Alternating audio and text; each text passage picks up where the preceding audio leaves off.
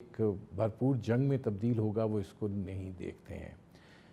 80 मकामात पर परसों, कोई 90 मकामात पर कल, और आज फिगर आएगा कि कितना ईरान के ऊपर बमबारी हुई है। ईरान जो है उसने उर्दन, खलीज अमान, बहरैन और कुवैत, वहाँ पर जो है हमले किए हैं, बैलिस्टिक मिसाइल्स जो हैं वो मारे हैं। आपको नहीं लगता कि ये सूरत हाल जो है ये अब बढ़ गई है? आपकी बात ना का जवाब देने से पहले मैं आपको ये बताना चाहूँगा कि ये फुल वॉर, ये बातें हो रही हैं, फुल वॉर की डेफिनेशन क्या है और इस खत्ते में वो डेफिनेशन फिट होती है या नहीं होती। अभी तक जो देखा है कि अमेरिका फ़ज़ाई हमलों के ज़रिए से अनडू कर रहा है उनके रिज़ॉल्व को, ईरानी रिज़ॉल्व को।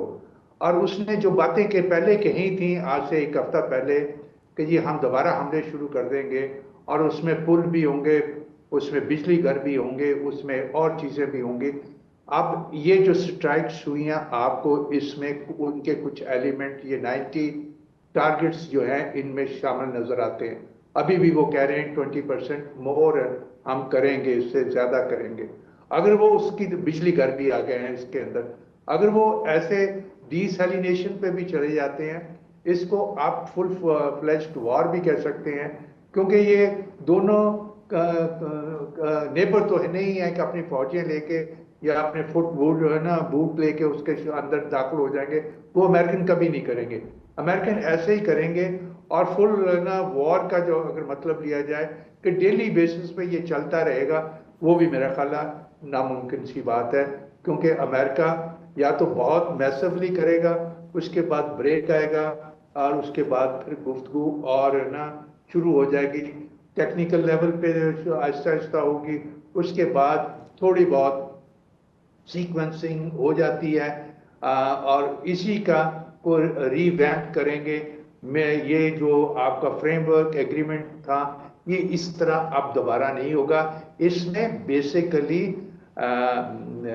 एस्केलेशन, वायलेशन को मैनेजमेंट का जो कंट्रोल है उसको ज़्यादा फाइन ट्यून किया जाएगा कि वायलेशन कौन सी है, और ऐसा किया जाएगा कि वो डबल इंटरप्रेट ना हो सके, मिस इंटरप्रेट ना हो सके। जिस तरह शिमला एग्रीमेंट साइन हुआ, साथ इंडिया की इंटरप्रिटेशन कोई और थी और हमारी इंटरप्रिटेशन कोई और थी, तो वो इस तरह का जो सिलसिला इन्होंने ये फ्रेमवर्क एग्रीमेंट बनाया था इसको वो फर्दर ट्यून करेंगे। और अमेरिका को बड़ी ले दे हुई है कि ये प्रो ईरान था, और मैं भी समझता हूँ बहुत हद तक ये ईरान के मकासद को मीट करता था MOU, और उनको फ्रेगमेंट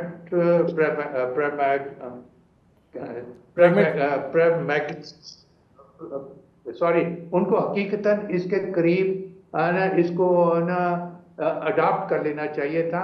उसके बाद ठीक है वो बहुत अच्छे है ना नेगोशिएटर हैं, मैं भी ईरान में ठीक है। 3.5 साल मैं आता हूँ सलामुल्लाह साहब, मेरे पास अब वक्त बहुत कम बचा है।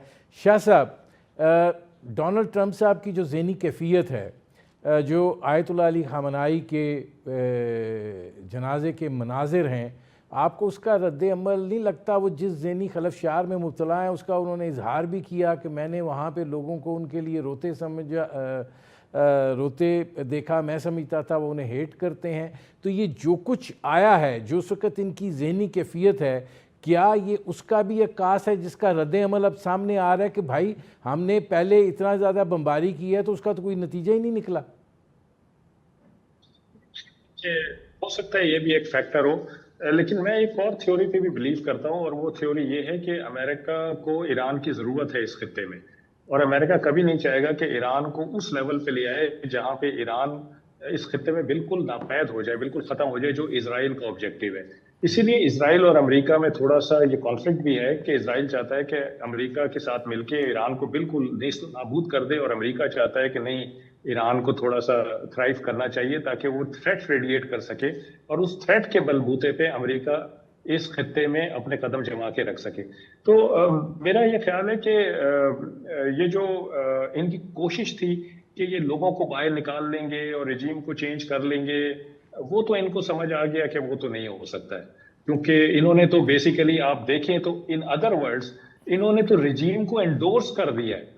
इन्होंने तो उसी रिजीम से तो ये बातचीत कर रहे हैं, क्योंकि वही आइडियोलॉजी के लोग आ गए हैं, फ्रेश लोग आ गए हैं, ज्यादा हार्डलाइनर्स आ गए हैं, तो इन्होंने तो मजीद इंडोर्स कर दिया। और जो एक खलिश थी रिजीम और लोगों के बीच में जो जनवरी 2026 में नजर आ रही थी, वो खलिश खत्म कर दी है इन्होंने।